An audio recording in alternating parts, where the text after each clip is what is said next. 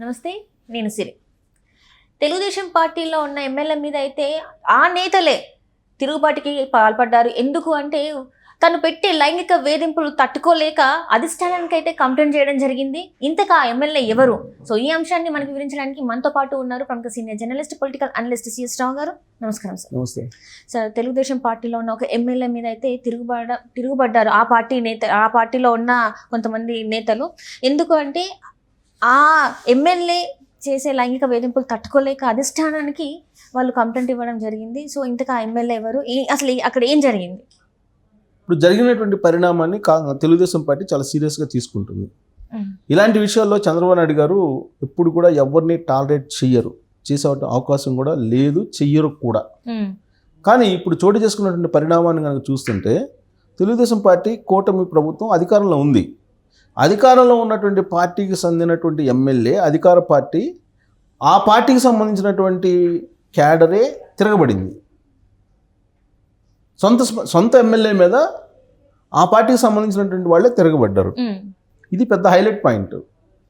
పైగా ఆ ఎమ్మెల్యే మీద చేస్తున్నటువంటి ఆరోపణ ఏంది? లైంగిక ఆరోపణ, లైంగికపరమైనటువంటి వేధింపులకు గురి చేస్తున్నారు అనేది ఆయన మీద చేసినటువంటి ఆరోపణ. అది కూడా ఎక్కడ చేశారు?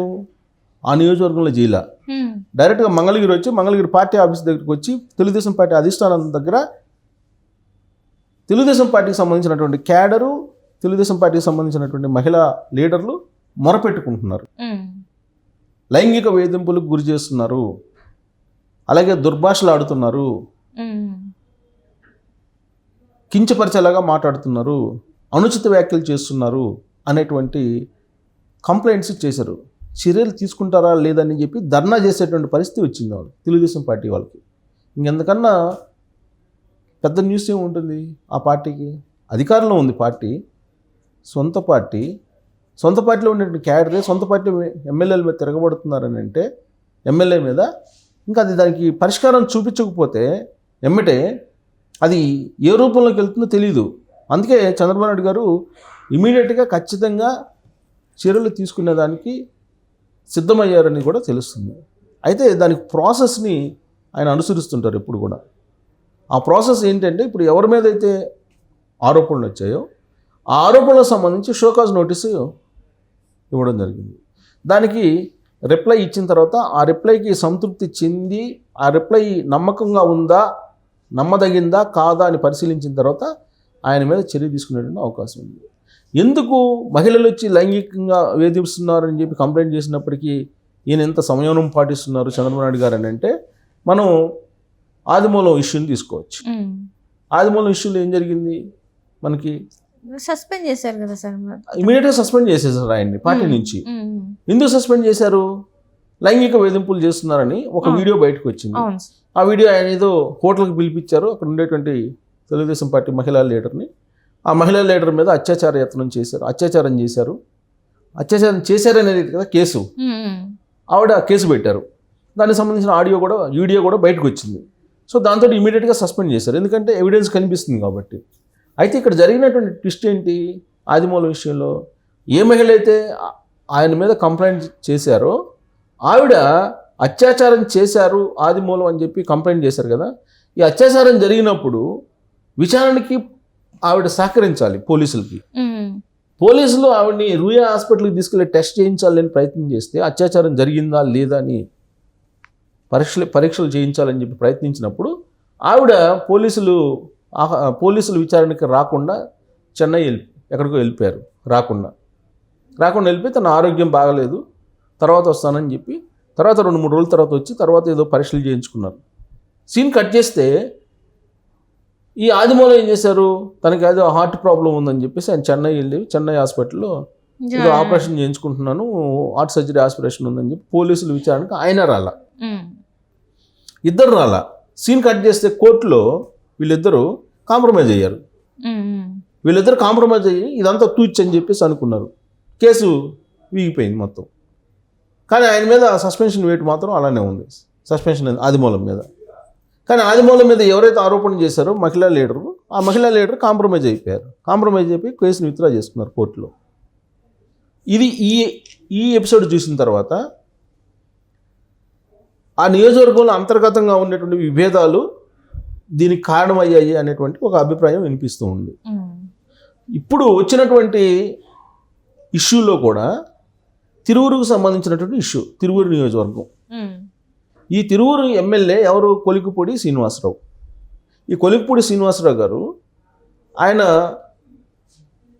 తెలుగుదేశం పార్టీ ప్రతిపక్షంలో ఉన్నప్పుడు అమరావతి రైతులకు సంబంధించి అండగా నిలిచారు. అండగా నిలిచి ఆయన ఏదో మహాపాదయాత్ర చేసినప్పుడు అమరావతి రైతులకు సంఘీభావం వ్యక్తం చేశారు.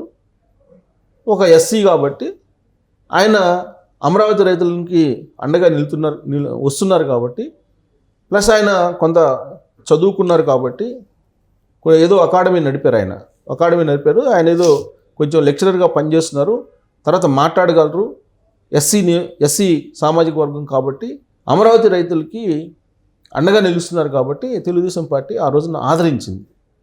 కారణం ఏంటంటే ఆదరించడానికి ఆ రోజున అమరావతి కాస్త భ్రమరావతి అన్నారు, ఆ తర్వాత కమ్మరావతి అన్నారు, అంటే కమ్మాసుకు సంబంధించిన రాజధాని అని.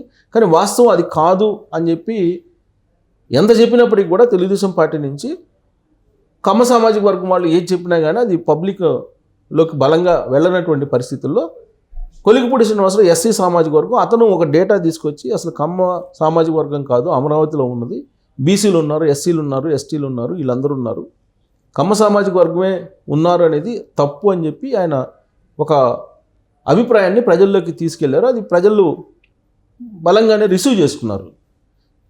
అక్కడి నుంచి ఆయన ఒక లీడర్గా ఎదగాలనేటువంటి అభిప్రాయం బహుశా ఆయనకు ఉండి ఉండొచ్చు. అందుకే మహాపాదయాత్ర చేసినప్పుడు అమరావతి రైతులు వాళ్ళతోటి ట్రావెల్ అయ్యారు. ట్రావెల్ కావడంతో పాటు తెలుగుదేశం పార్టీ అధిష్టానానికి దగ్గరయ్యి మొన్న జరిగినటువంటి ఎన్నికల్లో 2024 ఎన్నికల్లో తిరువూరులో ఆల్రెడీ బలమైనటువంటి లీడర్లు ఉన్నప్పటికీ కూడా చంద్రబాబు నాయుడు దగ్గర గుడ్ లుక్స్లో ఉన్నారు కాబట్టి కొలకపూడి టికెట్ని రాబట్టుకోగలిగారు. సరే, టికెట్ ఇచ్చారు చంద్రబాబు నాయుడు గారు. ఇచ్చిన తర్వాత ఆయన ఎన్నికల్లో ప్రచారం చేసే సమయం నుంచి కూడా లోకల్గా ఉండేటువంటి లీడర్ని నిర్లక్ష్యం చేస్తున్నారు అనేటువంటి భావన ఉంది. కానీ ఎన్నికల్లో ఎలాగైనా సరే గెలవాలి, జగన్మోహన్ రెడ్డి గారిని గద్దె దింపాలి అనేటువంటి కసితోటి తెలుగుదేశం పార్టీ క్యాడర్ పనిచేసింది. అక్కడ కొలకపూడి శ్రీనివాసరావు గారు ఉంటారు, లేకపోతే ఇంకొకళ్ళు ఉంటారు అనేది ఆలోచించకుండా అక్కడ ఉండేటువంటి క్యాడరు ఎట్టి పరిస్థితుల్లో తెలుగుదేశం పార్టీకి గెలవాలి అనేటువంటి ఉద్దేశంతో ఆ రోజున ఎన్నికల్లో నిలబడ్డారు. దాని కారణంగా కొలికిపూడి శ్రీనివాసరావు గారు ఎమ్మెల్యే అయ్యారు. ఎమ్మెల్యే అయిన తర్వాత ఆయన అసలు చట్టాన్నే చేతిలోకి తీసుకుని ఒక బిల్డింగ్ని కూల్చేసేదానికి ప్రకరణలు పెట్టుకొని ఆయనే వెళ్ళారు. కూర్చొని ప్రకరణ మీద అది ఇల్లీగల్ కన్స్ట్రక్షన్ అని చెప్పేసి ఆయన ఆ భవనాన్ని కూల్చేయడానికి వెళ్ళారు. ఆ వెళ్ళిన సందర్భంగా జరిగినటువంటి రాద్ధాంతం ఇవన్నీ చూసిన తర్వాత చంద్రబాబు నాయుడు గారు సున్నితంగా అతన్ని మందలించారు. అప్పట్లో ఆయన తీరు మారుతుందని చెప్పి అందరూ భావించారు ఆ సంఘటన తర్వాత.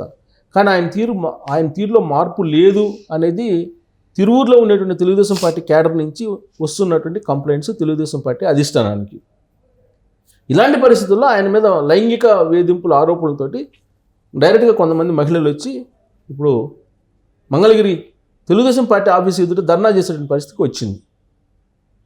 దీని అంతటికీ కారణం ఆయన యొక్క వ్యవహార శైలి, కొలకపూడి శ్రీనివాసరావు గారి యొక్క వ్యవహార శైలి అనేది వాళ్ళ యొక్క అభియోగం. ఇలాంటి పరిస్థితుల్లో షోకాజ్ నోటీస్ ఇచ్చేటువంటి అవకాశం ఉంది ఆయనకి.